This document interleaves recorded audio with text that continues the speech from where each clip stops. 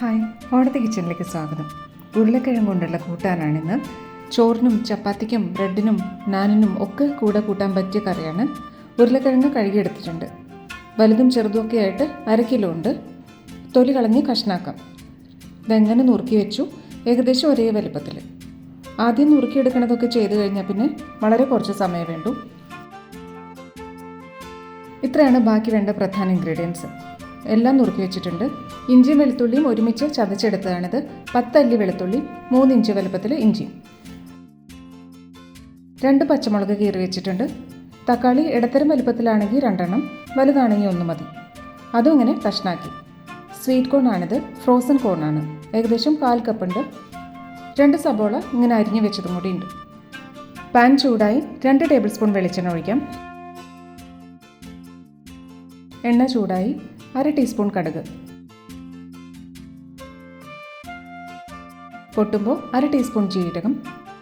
ഒന്ന് ചൂടാവട്ടെ. ഇഞ്ചി വെളുത്തുള്ളി ചതച്ചതിടാം. ഇതിൻ്റെ പച്ചമണൊന്ന് മാറി വരുന്ന വരെ ചൂടാക്കണം.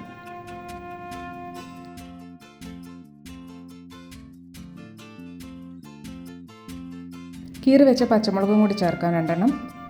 ഒന്ന് ഇളക്കി ചൂടാക്കാം.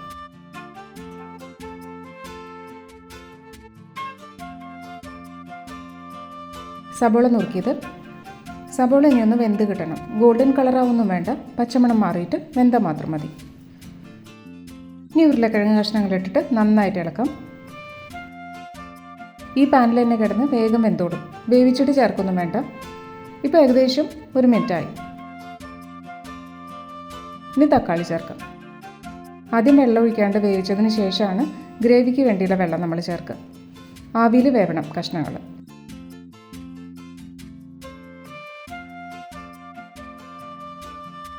ഇനി പൊടികളും കൂടി ചേർക്കാനുണ്ട്.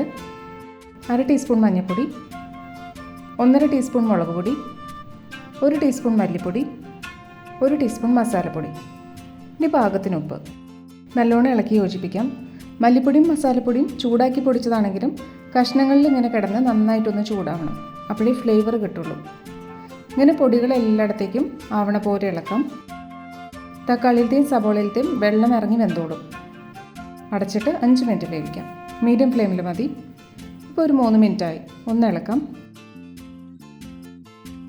3/4 വേവായി കഴിഞ്ഞു. ഇനി വേവട്ടെ. 5 മിനിറ്റായി. ഇനി ഇതിൽ നിന്ന് കുറച്ചെടുത്തിട്ട് മാറ്റി ചൂടാറാൻ വയ്ക്കാം. ഏകദേശം ഒരു 4 ടേബിൾ സ്പൂൺ മാറ്റിയാൽ മതി. പൊടിയും എല്ലാം കൂടി ചേർത്തതാണിത്. ഇനി 1/4 ഗ്ലാസ് വെള്ളം ഒഴിച്ചിട്ട് യോജിപ്പിച്ച് അടച്ചു വയ്ക്കാം. ഇനി നമ്മൾ മാറ്റി വെച്ചത് അരച്ചെടുക്കാം. ഏകദേശം 3/4 വേവായ കഷ്ണമാണ്. ഇത് നല്ലോണം അരച്ചെടുക്കണം. ഒന്ന് പൾസ് ചെയ്തിട്ട് 2 ടേബിൾ സ്പൂൺ വെള്ളം കൂടി ഒഴിച്ചിട്ട് വീണ്ടും അരച്ചു. ഇങ്ങനെ തിക്കായിട്ട് വെണ്ണ പോലെ അരഞ്ഞതാണ്. പാകത്തിന് വെന്തിട്ടുണ്ട്. ഇപ്പോൾ വെള്ളം വറ്റി മസാല പിടിച്ചിട്ടുണ്ട് കഷ്ണങ്ങളിൽ. അരച്ചു വെച്ചതും കൂടി ഒഴിക്കാം. ജാറിൽ കുറച്ച് വെള്ളം ഒഴിച്ചിട്ട് അതും കൂടി ചേർക്കാം. കൺസിസ്റ്റൻസി നമ്മുടെ ഇഷ്ടത്തിനാണ്. ചോറിൻ്റെ കൂടിയാണെങ്കിൽ 1 ഗ്ലാസ് വെള്ളം കൂടി ചേർക്കണം. ബ്രെഡിൻ്റെയും ചപ്പാത്തിയുടെ ഒക്കെ കൂടിയാണ് കഴിക്കണമെന്ന് വെച്ചാൽ ഇത്ര കട്ടി വേണം. ഫ്ലെയിം കൂട്ടി വയ്ക്കാൻ. തിളച്ചു. ഇനി സ്വീറ്റ് കോൺ ചേർക്കാം. ഇതിന് പ്രത്യേകിച്ച് വേവൊന്നുമില്ല.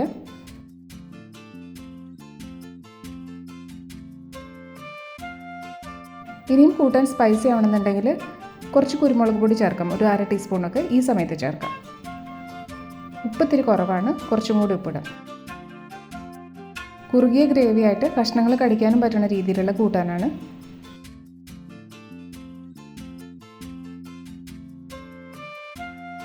കുറച്ച് കറിവേപ്പില ചേർക്കാം.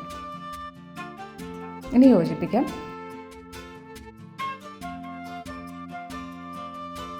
ഓഫ് ചെയ്യാം. ഈ സമയത്ത് വേണമെങ്കിൽ ഒറിഗാനോ ചേർക്കാം നമുക്ക്, അല്ലെങ്കിൽ മല്ലിയില ചേർക്കാം. അതൊക്കെ നമ്മളുടെ ഇഷ്ടത്തിനനുസരിച്ച് ഫ്ലേവർ ഏതാ വേണ്ടതെന്ന് വെച്ചാൽ ചേർക്കാം. ആദ്യം ഇട്ട കറിവേപ്പില ഇത്തിരി ഉള്ളൂ. 2 തണ്ട് കറിവേപ്പിലയും കൂടി ചേർക്കാം. ഇതിൻ്റെ ഫ്ലേവർ മുമ്പിൽ നിൽക്കും. അപ്പോൾ കഴിക്കാൻ കൂടുതൽ ആൾക്കാരുണ്ടെങ്കിൽ വെള്ളം ചേർത്തിട്ട് കുറച്ചും കൂടി ലൂസ് ഗ്രേവി ആക്കാം.